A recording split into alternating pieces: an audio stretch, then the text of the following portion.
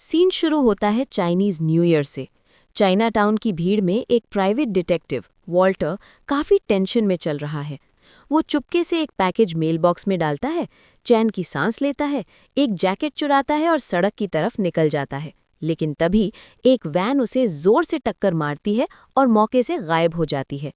दूसरी तरफ उसका बेटा जेम्स, जो नेवी कमांडर है, अपनी टीम को ट्रेनिंग दे रहा है। इसी दौरान उसे खबर मिलती है और वो फौरन मॉग पहुंचता है, जहां उसे बताया जाता है कि ये एक हिट एंड रन का केस है। जेम्स हवाई में रहता है और अपने घर वापस आता है, अपनी बीवी इला और 2 बच्चों काई और लॉनी के पास। वो बड़े आराम से अपनी बीवी को बताता है कि उसके बाप की डेथ हो गई है, क्योंकि सालों से उनका कोई कांटेक्ट नहीं था। इला उसे अफसोस करती है और कहती है कि अपने स्टेप ब्रदर जॉनी को कॉल करो। जेम्स कहता है कि वो कॉल्स नहीं उठाता और वैसे भी उनका बाप के साथ कोई खास रिश्ता नहीं था। इधर जॉनी, जो एक कॉप है, अपनी बाइक पर घर वापस आ रहा होता है, पर देखता है कि उसकी गर्लफ्रेंड बैजेंटीना अपना बैग पैक करके जा रही है। वो उसके पास जाता है और वजह पूछता है, तो वो बताती है कि जॉनी को उसकी परवाह ही नहीं है, यहाँ तक कि वो उसका बर्थडे तक भूल गया। जॉनी पछताता है, पर वो चली जाती है। जॉनी पूरी रात पीने में गुजार देता है कि तभी उसे इला का कॉल आता है और बाप की मौत का पता चलता है।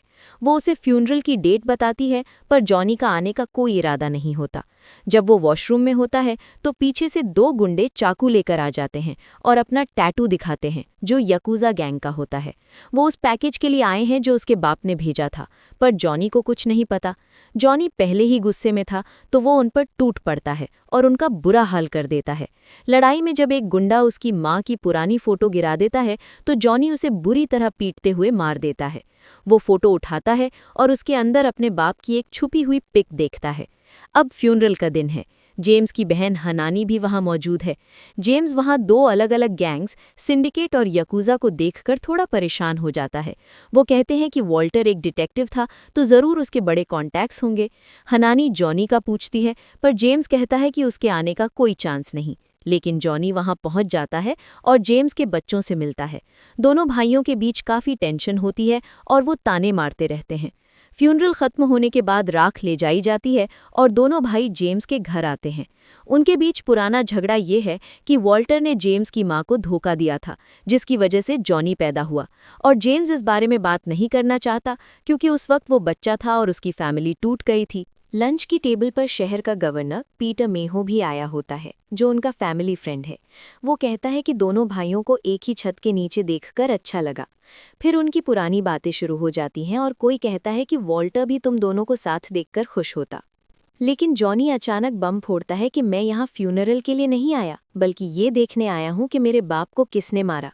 ये सुनकर सब शॉक हो जाते हैं और बच्चों को फौरन ऊपर भेज दिया जाता है। जॉनी बताता है कि कल रात कुछ लोग उसे मारने उसके घर घुस आए थे। जेम्स चिढ़कर कहता है कि तू हमेशा अपने साथ मुसीबत ही लाता है। जॉनी को लगता है कि उसकी माँ का भी मर्डर हुआ था, पर वो लोग इस बात की गहराई में नहीं जाते। माहौल में एकदम सन्नाटा छा जाता है। जेम्स उसे बाहर बुलाता है और वो पीछे पीछे जाता है। जेम्स फ्रस्ट्रेटेड होकर कहता है कि तू हमेशा लफड़े ही करता है, वो सिर्फ एक हिट एंड रन केस था। जॉनी गुस्से में वहां से निकल जाता है। बाद में जॉनी एक बार में पीने बैठता है। वहां उसे अपना पुराना दोस्त आउकाई मिलता है, जो उसे हवाई में देखकर हैरान होता है। आउकाई सिंडिकेट गैंग का बंदा है और अपने लीडर मिस्टर के का मैसेज लाया होता है कि वो जॉनी से मिलना चाहते हैं। जॉनी मना कर देता है, पर उसकी ड्रिंक में नशा मिला होता है और वो बेहोश हो जाता है। जब होश आता है तो सामने टाइड और मिस्टर के होते हैं। इनका पुराना लफड़ा होता है क्योंकि जॉनी ने इनके काफी बंदे मारे थे, ये सोचकर कि उन्होंने उसकी मां को मारा है। पर मिस्टर के इस बात से साफ इनकार करता है। उसे यहाँ सिर्फ एक वार्निंग देने के लिए लाया गया था कि वो उन पर कोई हमला बर्दाश्त नहीं करेंगे। मिस्टर के कहता है कि चुपचाप घर वापस निकल जाओ। जब जॉनी नहीं मानता तो वो उसे पकड़कर उस पर एक निशान मार्क लगा देते हैं। मिस्टर के कहता है कि तेरे पास आइलैंड छोड़ने के लिए सिर्फ 7 दिन हैं। फिर उसे समुंदर किनारे फेंक दिया जाता है। जेम्स डिटेक्टिव रेनर से मिलता है ताकि बाप के हिट एंड रन केस की थोड़ी डिटेल ले सके। रेनर कहता है कि जिस शहर में ये हुआ वो थोड़ा अजीब है, न कोई गवाह है, न फोरेंसिक्स, और न ही कोई पुलिस कोई रिस्पॉन्स दे रही है। जेम्स सिक्योरिटी कैमरास का पूछता है, पर पता चलता है कि वहां सिर्फ एक था और वो भी खराब था। जेम्स को अजीब लगता है कि एक प्राइवेट डिटेक्टिव की मौत की कोई इन्वेस्टिगेशन क्यों नहीं हो रही। रेनर कहता है कि मुझे तो कोई साजिश नजर नहीं आती, और वो उसे बाप का बचा कुचा सामान पकड़ा देता है। जेम्स जाने लगता है तो रेनर वार्न करता है कि इस मामले में ज्यादा मत घुसो, वरना किसी सोए हुए शेर को जगा दोगे। जेम्स कहता है कि मैं ही वो शेर हूँ। जेम्स कार में बाप का सामान चेक करता है तो उसे एक फ्लैश ड्राइव और काफी सारी बातों वाला एक कागज मिलता है। इसी दौरान जॉनी चुपके से अपने बाप के घर में घुसता है। वो डेस्क चेक करता है तो उसे एक गन मिलती है। तभी कोई और अंदर आता है और जॉनी चुप जाता है। वो बंदा जल्दी जल्दी सामान ढूंढ रहा होता है कि जॉनी उसके सामने आ जाता है। वो बंदा जॉनी पर चीजें फेंकता है और खिड़की से सीधा सड़क पर कूद जाता है। जॉनी सीढ़ियों से जाता है। आदमी भागता रहता है पर जॉनी उसे पकड़कर गिरा देता है। वो उसे ले जाता है और पूछता है कि वो वहाँ क्या कर रहा था। पीका नाम का वो आदमी कहता है कि वॉल्टर उसके लिए बाप जैसा था, और जॉनी का नाम सुनकर वो बताता है कि वो उसके बाप के लिए हैकर का काम करता था, फ़ोन स्टैप करने वगैरह में। जॉनी पूछता है कि वॉल्टर ने उसे आखिर काम क्या कहा था, और पीका कहता है कि न्यू लोआ केटरिंग कंपनी में नौकरी लेना। जॉनी कहता है कि अब वो उसके लिए काम करेगा और उसे ड्रिंक देता है। दूसरी तरफ जेम्स अपने बाप के एक्सीडेंट वाली जगह चेक कर रहा है और एक अडल्ट शॉप पर लगे कैमरे को नोटिस करता है। वो अंदर जाता है और काउंटर वाले से उस रात की फुटेज मांगता है और कुछ कैश देता है। आदमी मैनेजर को बुलाता है और जेम्स उससे रिक्वेस्ट करता है। मना करने पर वो उसे भी कैश देता है, पर वो निकलने को कहता है। जेम्स फिर हमला करने का फैसला करता है। वॉल्टर के घर पर जॉनी एक सर्फिंग बोर्ड देखता है और पीका से पूछता है कि क्या वॉल्टर सर्फिंग करता था, पर वो कहता है उसके घुटने खराब थे। जॉनी बोर्ड उठाता है और वहां से कुछ गिरता है। वो एक ब्लूप्रिंट निकालता है। महू ने बीच पर एक पार्टी रखी है ताकि आने वाले इलेक्शन के लिए प्रमोशन कर सके। हनानी वहां है क्योंकि वो उसकी असिस्टेंट है। उसे जॉनी का कॉल आता है जो उसे ब्लूप्रिंट के बारे में बताता है, जिस पर गवर्नमेंट की सील है। वो कहती है कि वो 8 डिजिट नंबर की मदद से डेटाबेस चेक कर सकती है। जॉनी वो ढूंढ लेता है, पर वो बात के लिए छोड़कर फोन रख देती है। जॉनी प्रिंट को देखता है जहां घरों और स्कूल्स को गिराने का प्लान है।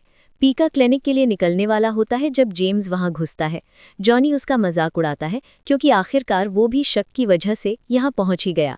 जेम्स फुटेज लाया है और वो एक्सीडेंट देखते हैं। गाड़ी पर कोई लाइसेंस प्लेट नहीं है। ये एक्सीडेंट नहीं बल्कि जानबूझकर मारा गया लगता है।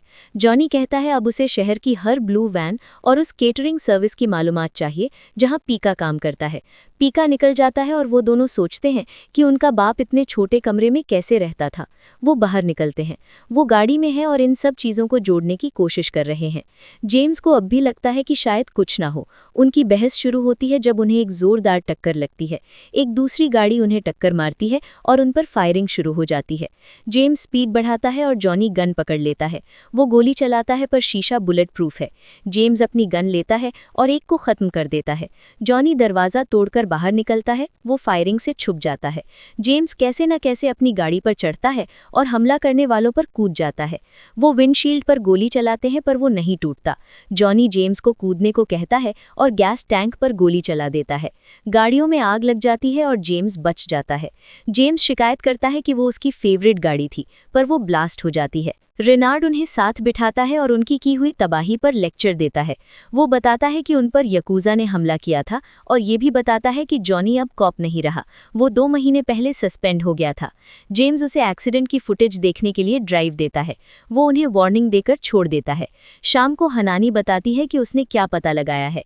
वो नॉर्थ साइड की प्रॉपर्टी का ब्लूप्रिंट था जिसे रोबिशो फर्म फंड कर रही है, जिसका मालिक मार्कस रोबिशो है, और वहाँ की हर प्रॉपर्टी उसकी है।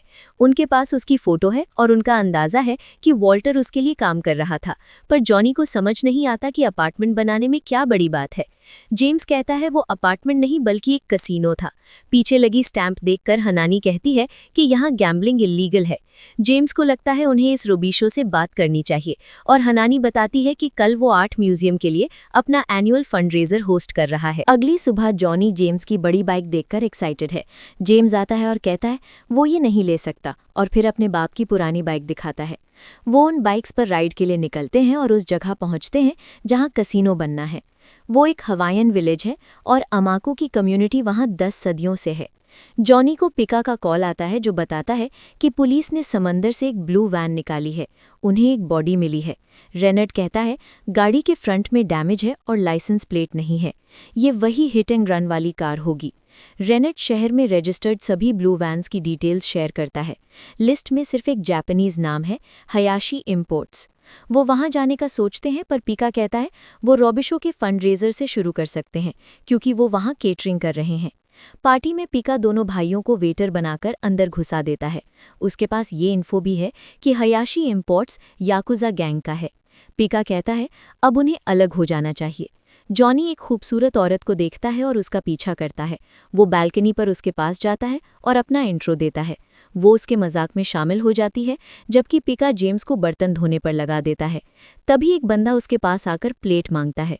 वो कुछ कोकेन लेता है। इसी दौरान वो औरत जॉनी का लास्ट नेम हेल सुनती है और क्यूरियस हो जाती है, क्योंकि वो वॉल्टर हेल को जानती है। जॉनी कहता है वो उसका बाप था और वो ये सुनकर परेशान हो जाती है कि उसका इंतकाल हो गया है। उस बंदे के जाने के बाद जेम्स वो कार्ड चेक करता है जो उसने यूज़ किया था और उस पर हयाशी इंपोर्ट्स लिखा है। जॉनी उस औरत से अपने बाप के रिश्ते का पूछता है और वो बताती है कि उसने उससे अपने पति की एक्टिविटीज़ चेक करने के लिए रखा था, क्योंकि उसे शक था कि उसका चक्कर चल रहा है। वो मोनिका रॉबिशो है, मार्कस रॉबिशो की बीवी। उनका डिवोर्स हो रहा है और अगर उसे पति के चीटिंग का सबूत मिल जाए तो उसे काफ़ी कुछ मिल सकता है। जेम्स फिर जॉनी को कॉल करता है जब नाकामुरा नाम का वो कोकेन वाला बंदा उसके पास आता है। जेम्स उसका कार्ड वापस करता है कि वो भूल गया था। नाकामुरा पूछता है कि हयाशी इंपोर्ट्स के बारे में क्या जानता है। वो कहता है बस एक ब्लू वैन मिसिंग है। नाकामुरा उसकी आइडेंटिटी समझ जाता है और जेम्स पूछता है कि याकुजा का रॉबिशो से क्या लेना देना है। नाकामुरा जवाब नहीं देता और धमकी भरे लहजे में बात करता है। मोनिका कहती है उसे जाना होगा और एक एड्रेस देकर निकल जाती है। नाकामुरा अपनी हल्के फुल्के धमकी जारी रखता है और चला जाता है। जेम्स देखता है कि कुछ गार्ड्स जॉनी को ले जा रहे हैं और जल्द ही कुछ उसके पास भी आते हैं। वो उन्हें रॉबिशो के कमरे में ले जाते हैं। रॉबिशो कहता है कि उनका मसल देखकर लोग उन्हें उल्लू का पट्टा कहेंगे, पर वो देख सकता है कि वो दिमाग वाले हैं। जेम्स फिर अपनी असली पहचान बताता है। रॉबिशो कहता है उसने वॉल्टर को पूरी पेमेंट कर दी थी। वो ये जानकर हैरान होते हैं कि उसने वॉल्टर को हायर किया था और रॉबिशो उसकी मौत का सुनकर शॉक दिखता है। जॉनी उस पर वॉल्टर की मौत का इल्ज़ाम लगाता है। जेम्स फिर अपने बाप से उसके कनेक्शन का पूछता है और वो कहता है कि ये अपनी बीवी मोनिका पर नज़र रखने के लिए था, क्योंकि उसे शक था कि वो उससे धोखा दे रही है। जॉनी एक ग्रेनेड से खेलते हुए उसे डराता है। वो टेबल पर कुछ उंगलियां देखते हैं और रॉबिशो उन्हें निकाल देता है। अगली सुबह जॉनी उस एड्रेस पर पहुंचता है जो मोनिका ने दिया था और वहां भीड़ देखता है। पता चलता है कि वो बिल्डिंग से गिरकर मर गई है। गुस्से में जॉनी सीधा रॉबिशो की मैंशन पहुंचता है। वो पूल के पास चिल कर रहा होता है, जबकि जॉनी उसके बंदों को एक एक करके ख़त्म कर रहा है। पर इससे पहले कि वो ज़्यादा आगे बढ़े, उसे टेज़र मारकर गिरा दिया जाता है। रॉबिशो उसके सामने आता है और जॉनी उस पर अपनी बीवी को मारने का इल्ज़ाम लगाता है। जॉनी जेल की कोठरी में है जब मेह्यो आता है और बताता है कि कैसे हनानी ने पर्सनली उसकी बेल की रिक्वेस्ट की है। उसने किसी तरह रॉबिशो को चार्जेस वापस लेने पर राजी किया है। जॉनी कहता है उसने अपनी बीवी को मारा और मेह्यो कहता है ये पुलिस का काम है देखना, उसका नहीं। वो आगे कहता है कि वॉल्टर में एक अंधेरा था जो वो उसमें और उसके भाई में देखता है, पर उनके पास एक दूसरे का साथ है जो वॉल्टर के पास नहीं था। जेम्स बाहर वेट कर रहा होता है जब जॉनी बाहर आता है। जेम्स गुस्से में है और कहता है कि वो हर वक्त ये नहीं कर सकता। वो कहता है कि सबको मारने पीटने से उसकी माँ वापस नहीं आएगी। ये जॉनी को गुस्सा दिलाता है और वो उससे हेडबट मारता है और बेरहमी से पीटना शुरू करता है। जेम्स पलटकर हमला करता है और बारिश में एक ज़बरदस्त लड़ाई होती है। आखिर में जेम्स का हाथ ऊपर रहता है और वो उसे गिरा देता है। जेम्स पूरी तरह फ्रस्ट्रेटेड है। जॉनी पीछे बैठता है और कहता है कौन सा मर्द अपने छोटे भाई को तब छोड़ देता है जब उसे उसकी सबसे ज़्यादा ज़रूरत होती है। जेम्स कहता है सिंडिकेट उसे मारने वाली थी, उसे उसकी हिफाजत के लिए उसे दूर भेजना पड़ा। जॉनी कहता है उसे अंदाज़ा नहीं है कि उसने अपनी मरती हुई माँ की आंखों में देखते हुए क्या महसूस किया था जब वो कुछ नहीं कर सकता था। जेम्स ही उसका सब कुछ था और उसने उसे छोड़ दिया। जेम्स बैठ जाता है और कहता है वो समझता है। वो आखिरकार जॉनी से माफ़ी मांगता है। वो पूछता है वो इसके पीछे इतना क्यों पड़ा है, जबकि वॉल्टर कभी अच्छा बाप नहीं था। जॉनी कहता है उसे कभी वो आदमी नहीं मिला जिसने उसकी माँ को मारा था, पर वो ये सब दोबारा नहीं होने दे सकता। घर वापस आकर उन्हें ईला से एक लंबा लेक्चर सुनना पड़ता है, पर वो तब रुकता है जब जॉनी को वैलेंटीना का कॉल आता है। वो कहती है वो मेल लेने आई है और उसे एक पैकेज मिला है। जॉनी समझ जाता है ये वही पैकेज है जिसे याकुजा ढूंढ रही थी और वो उसे खोलती है। अंदर एक फ्लैश ड्राइव है। जॉनी कहता है उसे हवाई आना होगा। वो मना करती है पर आखिरकार आ जाती है। उसका इंट्रो जेम्स और पीका से करवाया जाता है। जॉनी फिर फ्लैश ड्राइव लेता है और सब ठीक करने की कोशिश करता है पर वो निकल जाती है। जेम्स उसका मजाक उड़ाता है और वो निकल पड़ते हैं। गाड़ी में पीका फ्लैश ड्राइव एक्सेस करता है और वो एक डिजिटली एन्क्रिप्टेड वॉलेट है। वैलेंटीना कहती है इसे एक्सेस करने के लिए 12 डिजिट पासकोड चाहिए और जेम्स वो बिल देता है जो उससे वॉल्टर के सामान से मिला था। पीका वो ट्राई करता है। जॉनी फिर जेम्स से कहता है उसकी गर्लफ्रेंड कितनी हॉट है और जेम्स मान जाता है। वैलेंटीना ये सब सुन सकती है। तभी एक चॉपर उन पर फायरिंग करता है। जॉनी गन पकड़कर गोली चलाता है पर कुछ नहीं होता। वैलेंटीना ड्राइविंग सीट संभालती है ताकि वो गन्स यूज कर सके। चॉपर सड़क पर तबाही मचाता है और वैलेंटीना मलबे से गाड़ी निकाल लेती है। एक बाइक उनका पीछा करती है। वो गाड़ी घुमाती है और उन्हें गिरा देती है। जॉनी और जेम्स फिर उन दोनों को पकड़कर खत्म कर देते हैं। वो आगे बढ़ते हैं। जॉनी सोल्जर की गन लेता है ताकि पीछे वाले चॉपर का मुकाबला कर सके। वैलेंटीना आखिरकार उससे किस करती है। जॉनी उन पर गोली चलाता है पर काम नहीं बनता। जेम्स सुकून से निशाना लेता है और एक हेडशॉट मारता है। चॉपर को जाने देता है पर वो सड़क पर गिर जाता है और वो ब्लास्ट होने से पहले टनल में घुस जाते हैं। वो आखिर एक पुरसुकून जगह पहुंचते हैं और जेम्स गुस्से में है क्योंकि उसकी बीवी की गाड़ी का भी सत्यानाश हो गया है। पीका ने आखिरकार उसे एक्सेस कर लिया है। वैलेंटीना देखती और बताती है कि हर साल $12 मिलियन ट्रांसफ़र हो रहे हैं और अकाउंट मैहो नाम के किसी बंदे का है जो गवर्नर है। उन्हें समझ आता है कि रॉबिशो मैहो को ये पैसे दे रहा है क्योंकि उसे गैम्बलिंग लीगल करवानी है। मजीद ये कि वो हिफाजत के लिए याकुजा को लाता है। हनानी गवर्नर के साथ है और वो उसके पास ब्लूप्रिंट लाती है कि रॉबिशो कुछ इल्लीगल कर रहा हो सकता है। मैहो कहता है उसके होते हुए कुछ बुरा नहीं होगा। वो इस सब का रिव्यू करेगा और ब्लूप्रिंट ले लेता है। भाई गाड़ी में वापस आते हैं ये मानते हुए कि ब्लू वैन वाले बंदे ने वॉल्टर को फ्लैश ड्राइव दी थी। मैहो को ये समझ आ जाता है। वो रॉबिशो को कॉल करता है जो याकुजा को कॉल करता है और वो ब्लू वैन ड्राइवर को टॉर्चर करते हैं जो वॉल्टर का पता दे देता है। फिर वो वॉल्टर को ख़त्म कर देते हैं। वो सब घर पहुंचते हैं। जेम्स अपनी फैमिली को बुलाता है पर कोई जवाब नहीं मिलता। वो देखता है कि कुछ चीज़ें टूटी हुई हैं और उसका फ़ोन फर्श पर पड़ा है। वो भाग कर जाता है और काई और लॉनी को बाथरूम में छुपा हुआ पाता है। उसे सुकून मिलता है पर वो इला को ले गए हैं। जॉनी को एक वीडियो मिलती है जो रॉबिशो की तरफ से है। उन्होंने हनानी और इला दोनों को पकड़ लिया है। वो कहता है उसे अब ड्राइव लानी होगी और मैसेज ख़त्म होता है। गुस्से में दोनों भाई जेम्स के हथियारों के पास जाते हैं। वो ज़रूरी सामान लेते हैं और बैग में डालते हैं। वो मैंशन पहुंचते हैं और सप्रेसर्स का यूज़ करके एक-एक करके गार्ड्स को ख़त्म करते हैं। वो घर में मज़ीद आगे बढ़ते हैं। कार अलार्म से गार्ड्स का ध्यान भटकाते हैं और उन सब को उड़ा देते हैं। जेम्स एक को शीशे से गोली मारता है पर गोली आर पार नहीं जाती, लेकिन वो बेवकूफ़ आदमी गोली खाने के लिए खिड़की खोल देता है। फिर वो लाशों को पूल में घसीट देते हैं। रॉबिशो की जगह के अंदर अचानक लाइट कट जाती है। एक आदमी चेक करने जाता है और देखता है कि तारें कटी हुई हैं। फिर वो लाशों से भरा पूल देखता है और उन्हें वार्न करता है, पर इससे पहले कि वो मजीद बताए उसे चाकू मार दिया जाता है।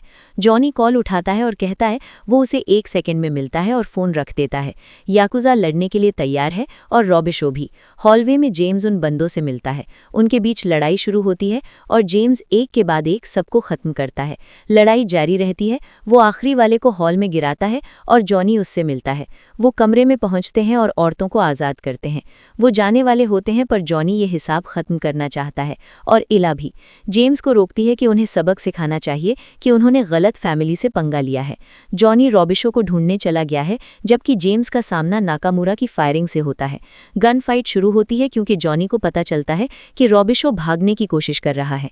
नाकामुरा तलवार लेता है और उससे लड़ना शुरू करता है। जॉनी उसे सरप्राइज कर देता है और वो हैंड टू हैंड कॉम्बैट की रिक्वेस्ट करता है और वो लड़ना शुरू करते हैं। जेम्स एक भारी हथियार पकड़ लेता है और लड़ता रहता है। वो उसे दबोच लेता है और उसकी अपनी तलवार से उसे ख़त्म कर देता है। जॉनी को रॉबिशो एक हुक पर घसीटता है और वो कमज़ोर पड़ जाता है। वो उससे गोली मारने वाला होता है जब जेम्स वहां पहुंच जाता है। हालांकि जॉनी ने किसी तरह एक ग्रेनेड पकड़ लिया है और उसे पिन दिखाता है। वो गोली चलाता है पर धमाका होता है और जॉनी पानी में गिर जाता है। जेम्स उसकी मदद के लिए भागता है और अपने भाई को बचा लेता है।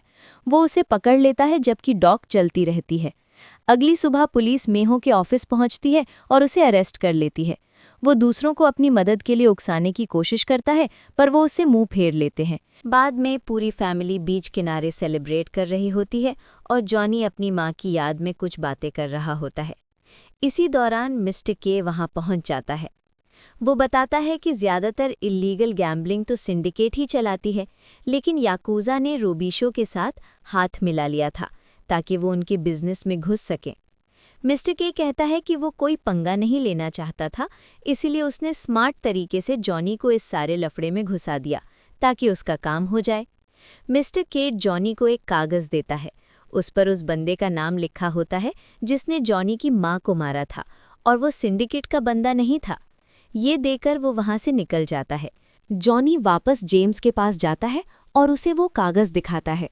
जेम्स कहता है कि वो पहले जॉनी का साथ नहीं दे सका था, इसलिए अब वो जो भी डिसाइड करेगा जेम्स उसके साथ खड़ा है। जॉनी कहता है कि वो हमेशा से अपने बाप के साथ दोस्ती करना चाहता था, पर कभी मौका ही नहीं मिला। जेम्स उसे कहता है कि क्या तूने कभी सोचा है कि वॉल्टर ने वो फ्लैश ड्राइव तुझे ही क्यों भेजी? जेम्स को लगता है कि शायद वो इस बहाने जॉनी को वापस घर बुलाना चाहता था। फिर वो दोनों वापस अपनी फैमिली के पास चले जाते हैं और वो कागज़ आग में फेंक देते हैं। तो दोस्तों, आप देख रहे थे 2026 की मूवी द रेकिंग क्रू का रिकैप। मज़ीद ऐसी वीडियोस के लिए चैनल को सब्सक्राइब कर लें, और अगर वीडियो पसंद आई तो ये बाकी वीडियोस भी चेकआउट करना मत भूलना।